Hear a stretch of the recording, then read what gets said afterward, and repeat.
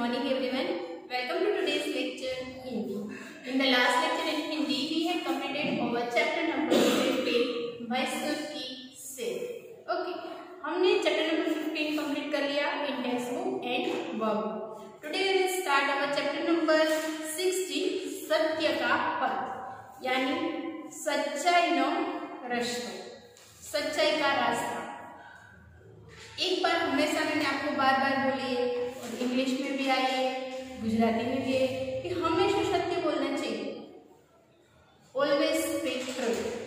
Okay, फिर हमें सत्य बोलने से जो एक अगर हम झूठ बोले थे उसके पीछे कितना झूठ बोलना पड़ता है ना. तो हमें हमेशा जो सत्य है उसका ही साथ देना चाहिए. इस तरह से जब अभी जो ऐसा समय चल रहा है, यानी अभी जो समय चल रहा है वो कलयुग चल रहा है, राइट. तो ऐसे 3 युग है, सतयुग, कलयुग और द्वापर युग. और सतयुग, द्वापर युग, त्रेतायुग અને કળયુગ. અત્યારે જે ચાલે છે એ કયો યુગ ચાલે છે? કળયુગ. સતયુગ એક એવો યુગ છે કે જે યુગમાં એક યુગ છે એ હજારો વર્ષો સુધીનો હોય છે, બરાબર. તો એ સતયુગ આખો જે યુગ હતો એ હજારો વર્ષ સુધી એવા માનવીઓ હતા કે જે ક્યારેય ખોટું ન બોલતા. એટલે તો આખા યુગનું નામ પડી ગયું છે કે સતયુગ. એમાં હંમેશા સત્કર્મ અને સાચું બોલવાવાળા જ વ્યક્તિ હતા. એમાંનો એક છે હરિશ્ચંદ્ર રાજા. હરિશ્ચંદ્ર રાજા છે એક એવો રાજા હતા કે જેને પ્રણ લઈ લીધું કે હું ક્યારેય ખોટું નહીં બોલું. તો હું ખોટું નહીં બોલું તો એનો મતલબ એવો છે કે હું ક્યારેય ખોટા કર્મ પણ નહીં કરું અને હું ખોટું કરીશ નહીં, કોઈને ખોટું કરવા આપીશ નહીં, કોઈને ખોટું કરવા દઈશ નહીં. તો હરિશ્ચંદ્ર છે એને એના જીવનમાં ક્યારે પણ ખોટું નહોતું બોલ્યું. તો હરિશ્ચંદ્ર રાજા વિશે હું એક તમને સરસ મજાની સ્ટોરી બતાવીશ કે એ હરિશ્ચંદ્ર રાજા છે એમના જીવનના સત્ય વિશેની ઘટના. कहते हैं सच की हमेशा जीत होती है, लेकिन आज की दुनिया में ये कुछ धुंधला सा दिखाई देने लगा है. भारत की भूमि पर अनेक प्रतापी राजाओं ने जन्म लिया है, जिनका नाम इतिहास के पन्नों में सुनहरे अक्षरों से लिखा गया है. इन्हीं प्रतापी राजाओं में से एक है सूर्यवंशी राजा हरीशचंद्र, जिन्हें उनकी सत्यनिष्ठा के लिए आज भी जाना जाता है. राजा हरीशचंद्र अयोध्या के प्रसिद्ध सूर्यवंशी राजा सत्यव्रत के पुत्र थे. वे हर हाल में केवल सच का ही साथ देते थे. अपनी इस निष्ठा की वजह से कई बार उन्हें बड़ी बड़ी परेशानियों का सामना भी करना पड़ा, लेकिन उन्होंने सच का साथ नहीं छोड़ा. एक बार जो प्रण वे ले लेते थे उसे किसी भी कीमत पर पूरा करके ही छोड़ते थे. राजा हरीशचंद्र की सत्यनिष्ठा की ख्याति चारों ओर फैली हुई थी. ऐसे में ऋषि विश्वामित्र ने उनकी परीक्षा लेने का निश्चय किया. उसी रात राजा हरीशचंद्र ने एक सपना देखा जिसमें उनके राजभवन में एक तेजस्वी ब्राह्मण आते हैं और राजा उन्हें आदर से बैठाते हैं. राजा उन ब्राह्मण का आदर सत्कार करते हैं और उन्हें अपना राज्य दान में दे देते हैं. राजा हरीशचंद्र जब नींद से जागे तो वे अपना सपना भूल चुके थे. अगले दिन उनके दरबार में ऋषि विश्वामित्र आ गए. उन्होंने सपने में राज्य दान की बात राजा को याद दिलाई. जब राजा हरीशचंद्र को समझ आया कि वो ब्राह्मण विश्वामित्र ही थे, तो उन्होंने अपना राज्य उनको दान में दे दिया. दान देने के बाद दक्षिणा देने की प्रथा थी, तो विश्वामित्र ने राजा हरीशचंद्र से 500 स्वर्ण मुद्राएं दक्षिणा में मांग ली. राजा हरीशचंद्र पहले ही अपना राजपाट ऋषि को दान दे चुके थे. इस बात को भूलकर उन्होंने अपने मंत्री से मुद्रा कोष से स्वर्ण मुद्रा लाने को कहा, लेकिन विश्वामित्र ने उन्हें याद दिलाया कि दान में देने के बाद अब राज्य उनका हो चुका है. राजा को इस बात का एहसास हुआ और उन्हें चिंता हुई कि अब दक्षिणा कैसे दी जाए. दक्षिणा न मिलने पर विश्वामित्र ने राजा को श्राप देने की बात भी कही। राजा हरिश्चंद्र धर्म और सत्य के सच्चे पुजारी थे। ऐसे में दक्षिणा न देने पर उनसे अधर्म हो जाता।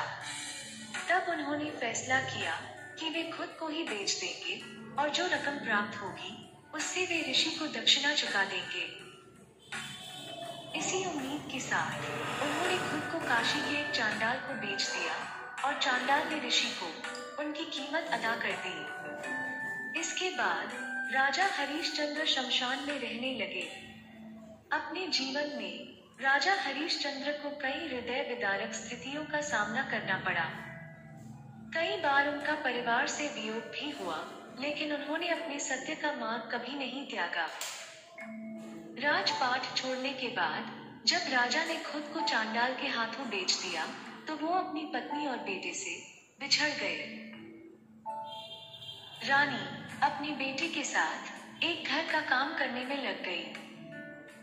जिस रानी की कभी सैकड़ों दासियां हुआ करती थी, वो अब नौकरों की जिंदगी जीने लगी। इस तरह राजा का पूरा परिवार बिछड़ गया। रानी और उनका पुत्र घरेलू काम करके अपना पेट पालने लगे। इतने कष्ट सहकर भी राजा अपना काम सत्यनिष्ठा से करते रहे। समय बीतता गया, लेकिन राजा ने कभी अपने काम में कोई त्रुटि नहीं आने दी। बिना अपनी पत्नी और चंद्र की स्थिति के बारे में जाने राजा हरिश्चंद्र अपनी जिंदगी जी रहे थे। लेकिन एक दिन रानी के ऊपर दुख का पहाड़ टूट पड़ा जब उनके पुत्र रोहिताश्व को खेलते वक्त सांप ने काट लिया और उसकी मृत्यु हो गई। रानी की जिंदगी में अचानक ही तूफान सा आ गया जो उनका सब कुछ उड़ा कर ले गया। यहाँ तो उन्हें ये भी मालूम न था कि उनके पति कहाँ हैं और उन तक कैसे ये खबर पहुँचाई जाए। रानी के पास कफन तक के पैसे न थे और वो समझ न पाई कि ऐसे में क्या किया जाए।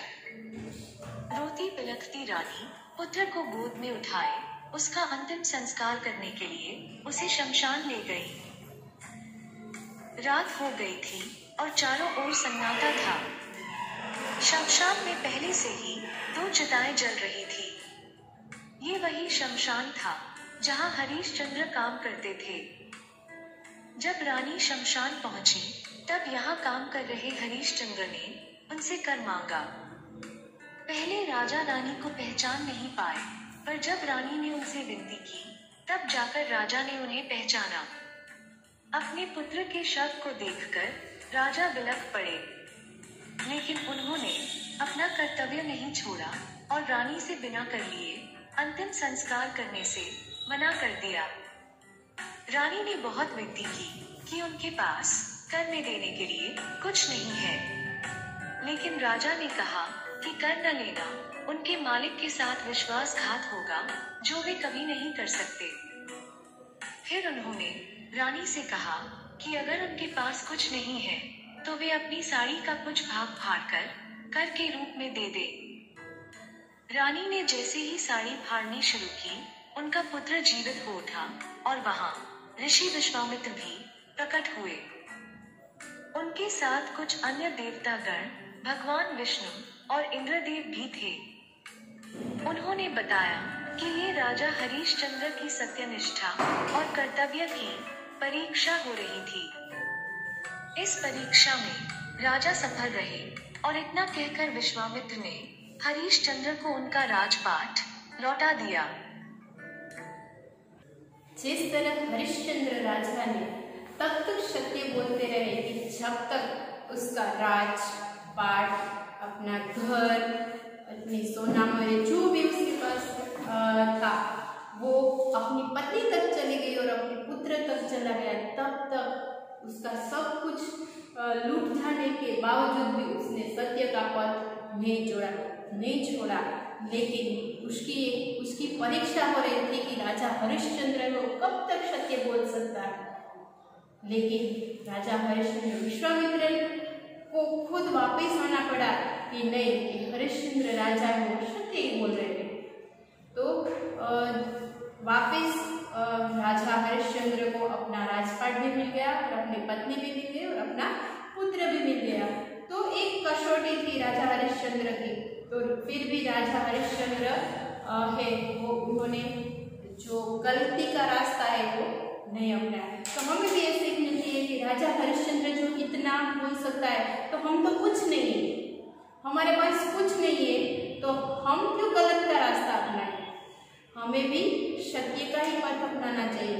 तो चलो अब हम आते हैं हमारी बुक की स्टोरी में, चैप्टर नंबर 16 सत्य का पथ। एक स्टोरी ऐसी है कि जिसमें एक विद्याधर नाम का लड़का है।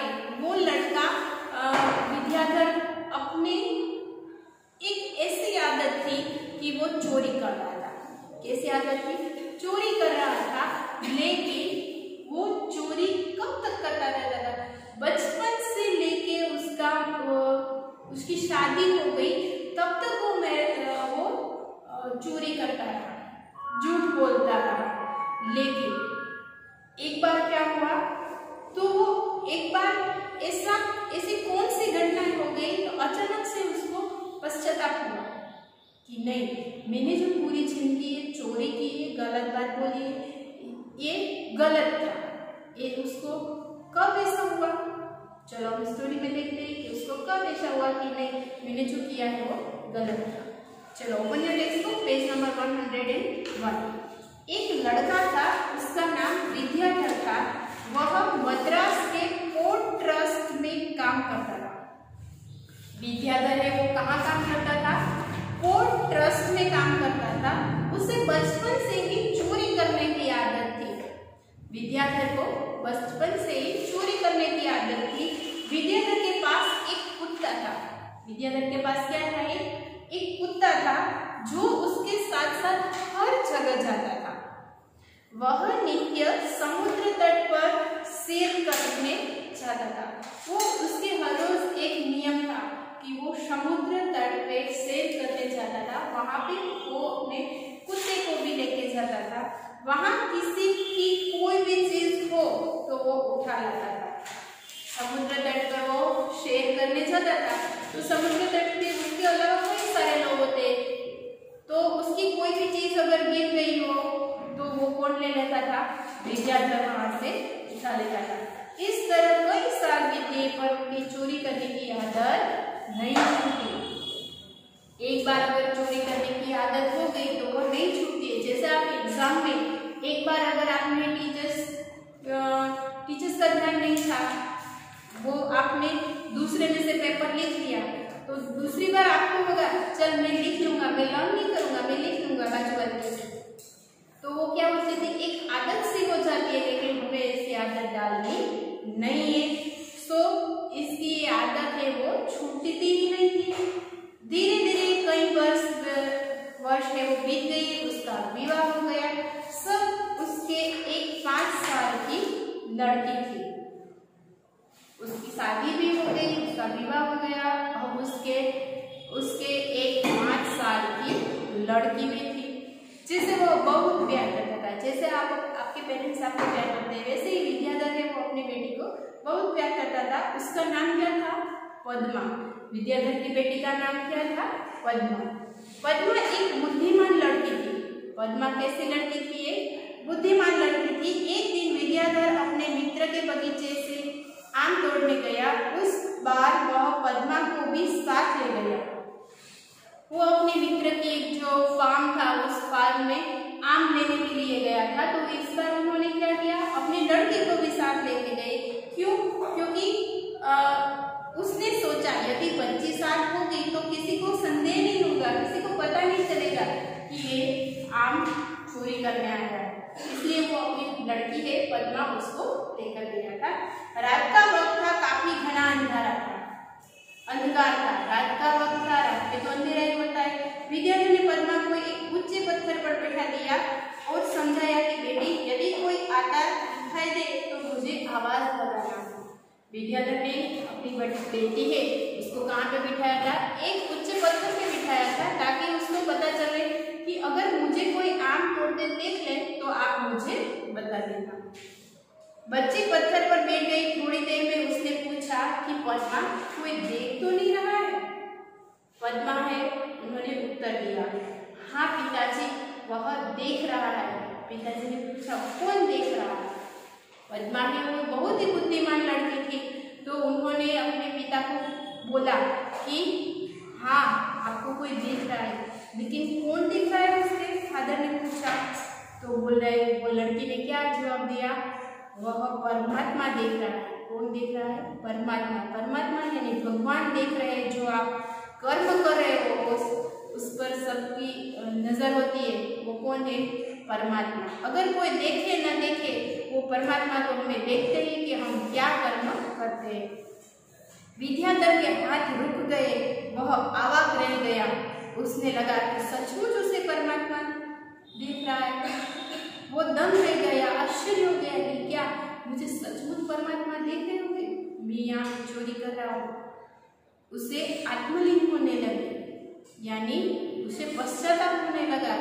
ये मैंने क्या कर दिया? मुझे लगा कि अब तक मुझे कोई नहीं देख रहा है, लेकिन ये परमात्मा है, वो सब कुछ देख रहा है।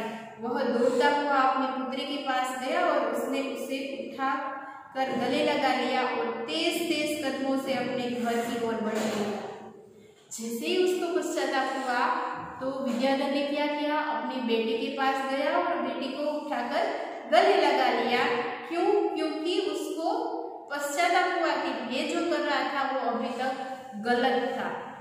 अब बार बार उसके मुंह से यही वाक्य निकल रहे थे कि तुमने मुझे सत्य का पथ दिखलाया है, तुम जरूर पिछले जन्म में कोई महात्मा होगी।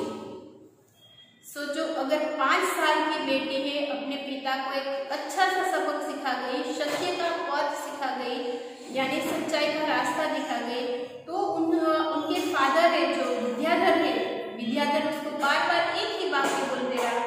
कौन सा? क्यों? क्योंकि आप एक ऐसे तुमने मुझे सत्य का रास्ता दिखाया, तुमने मुझे सत्य का रास्ता दिखाया, तुम जरूर अगले जन्म में कोई परमात्मा होगी, कोई महात्मा होगी, कोई अच्छी व्यक्ति होगी। तो इस जन्म में आप 5 साल की हो तो मुझे इतना बड़ा सबक सिखा दिया। उसने मन में निश्चय कर लिया कि अब मैं कभी चोरी नहीं करूंगा। जो विद्याधर था उन्होंने प्रण ले लिया, अब उन्होंने निश्चय कर लिया कि मैं कभी झूठ नहीं बोलूंगा, हमेशा सत्य ही बोलूंगा, कभी चोरी नहीं करूंगा, हमेशा सत्य के रास्ते पर ही चलूंगा। तो एक छोटी सी स्टोरी है सत्य का पथ, वो हमें इतना बड़ा संदेश देके जा रही है कि हमें हमारी लाइफ में कभी भी झूठ बोलना नहीं चाहिए। अगर झूठ बोले तो उसके लिए अनेक झूठ बोलना पड़ता है। तो आपको भी याद रखना है अपने लाइफ में कि हमेशा सत्य का पथ ही अपनाना चाहिए। जो यहाँ पे श्रुत लेखन शब्द है वो आपको अपनी फेसबुक में लिखने हैं, और नए शब्द है वो भी आपको अपनी फेसबुक में लिखने हैं। आज के होमवर्क में HW श्रुत लेखन और नए शब्द आपको अपनी फेसबुक में लिखना है। इन फेसबुक, ओके, जो फेसबुक में लिखना है शुभ लेखन और नए शब्द। बाकी यहाँ पे क्वेश्चन आंसर दिए गए हैं, वो आपको PDF में मिल जाएंगे। ओके, सही उत्तर चुनकर टिक का निशान लगाइए, वो भी आपको होमवर्क में करना है। क्वेश्चन नंबर 2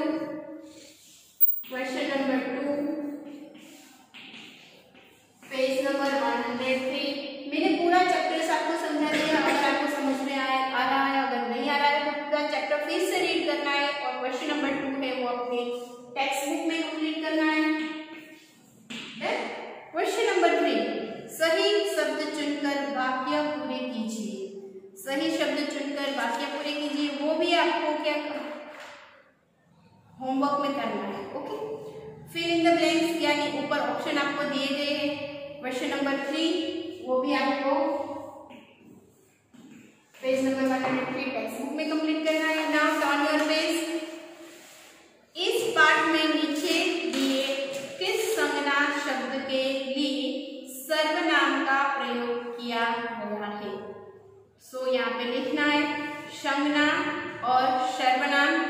विद्याधर वह, उसे, उसके और वह। कुत्ता यानी जो, उसका सर्वनाम। पद्मा तो जिसे, उसका, तुमने। संज्ञा है परमात्मा तो सर्वनाम में लिखना है वह और कौन।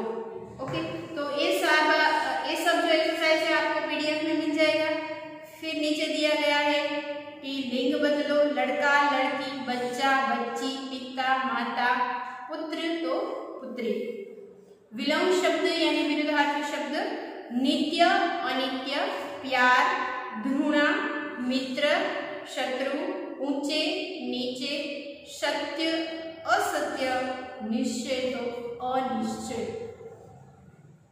पर्यायवाची शब्द, मार्ग, पथ और रास्ता, परमात्मा, प्रभु और भगवान, बगीचा, उपवन, वाटिका, घर, गुरु, सदन। वचन बदलिए यानी लड़का, लड़के, लड़के ने और लड़कों ने। घोड़ा तो घोड़े, घोड़ा ने, घोड़े ने और घोड़ों ने। कुत्ता तो कुत्ते, कुत्ते ने और कुत्तों ने। र के विभिन्न रूप के शब्द जो आपको पीडीएफ में से लिखने। क्वेश्चन नंबर 4 नीचे दिए गए शब्दों का अपने वाक्यों में प्रयोग कीजिए, यानी शब्द दिया गया है उसका सेंटेंस बनाना है, वो हम नोटबुक में लिखेंगे। और कुछ करने की बात, अगर हम अपने मन से कुछ करना चाहते हैं तो यहाँ पे सही और राइट और रॉन्ग का टिक मार्क लगाना है। फर्स्ट, हमें चोरी करनी चाहिए, नो, फॉल्स। हमें अधिक से अधिक पेड़ लगाना चाहिए, यस, ट्रू। हमें सत्य सत्य बोलना चाहिए, यस, तो ट्रू। गर्मी के मौसम में पेड़ काटने चाहिए, नो, तो फॉल्स। हमें बड़ों का आदर करना चाहिए, यस, तो ट्रू। हमें कूड़ा कूड़ेदान में डालना चाहिए, यस। हमें कचरा है वो डस्टबिन में डालना है, तो राइट। हमें केले के छिलके